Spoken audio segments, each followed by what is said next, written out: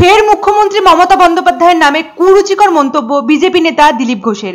শুক্রবার বীরহাটা মোড়ে চা চক্রে এসে তিনি বলেন, 4 তারিখের পর মানুষ বলে দেবে, দিদি ঘুম পেয়েছে তোমার, তুমি বাড়ি গিয়ে ঘুমো। কোনো কিছুরই তোয়াক্কা করেন না বিজেপি নেতা দিলীপ ঘোষ। কোনো এক সভায় মুখ্যমন্ত্রী বলেছিলেন, মানুষ যদি চায় তবে মাথা নত করে সরে যাব। এই প্রসঙ্গে দিলীপ ঘোষ বলেন, আসলে দিদি বুঝতে পেরেছেন মানুষ সরিয়ে দেওয়ার আগে সসম্মানে তার সরে যাওয়াই ভালো, তাই তার এই উক্তি।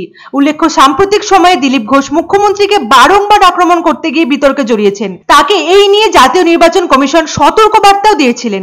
তবে বিজেপি সাংসদ দিলীপ ঘোষ থেমে থাকার পাত্র নন। পরপর এখনো নানান বিতর্কিত মন্তব্য করে যাচ্ছেন তিনি। এর আগেও বহুবার মুখ্যমন্ত্রীর সম্পর্কে কুমন্তব্য করেছিলেন বিজেপি নেতা দিলীপ ঘোষ। দিলীপ ঘোষ নন্দীগ্রামের অশান্তি নিয়ে বলেন, দক্ষিণবঙ্গের যেখানেই ভোট হচ্ছে সেখানেই অশান্তি, বিবাদ, হুমকি এরকম ঘটনা ঘটছে। তিনি আরো বলেন, তৃণমূল বুঝতে পেরেছে যে তাদের জেতার কোনো চান্সই নেই। ভোটারদের, ভোটকর্মীদের ভয় দেখিয়ে চেষ্টা করা হচ্ছে আটকানোর। যা কুকর্ম করার তার সবই করে নিচ্ছে তৃণমূল ইলেকশনে। তবে ইলেকশন কমিশনের সক্রিয়তা আছে বলেই কিন্তু প্রতিটি মানুষ ভোট দিয়েছেন। কেউ বলতে পারবে না যে আমাকে ভোট দিতে দেয়নি। তবে সাধারণ আইন শৃঙ্খলা রক্ষা করার কাজ তো ইলেকশন কমিশনের নয়, এটা হলো পুলিশ প্রশাসনের কাজ। প্রধানমন্ত্রীকে মমতার ডিবেট চ্যালেঞ্জ প্রসঙ্গে দিলীপ ঘোষ বলেন, প্রধানমন্ত্রীর কি কোনো কাজ নেই যে ফালতু লোকেদের ডিবেট করবেন? আসলে যাদের কোনো কাজ নেই তারাই ডিবেট করবে।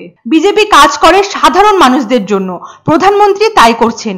বিজেপি তথা প্রধানমন্ত্রী কি কাজ করছেন তা বলবে সাধারণ মানুষ।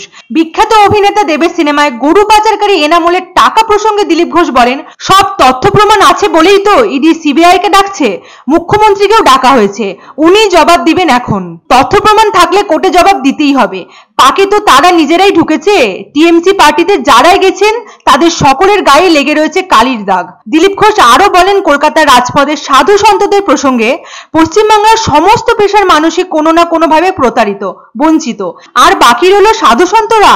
মুখ্যমন্ত্রী মমতা বন্দ্যোপাধ্যায় তাদেরও অসম্মান করেছেন। মঠে মন্দিরে জায়গাগুলোকে লুট করা হচ্ছে, সম্পত্তি লুট হয়ে যাচ্ছে।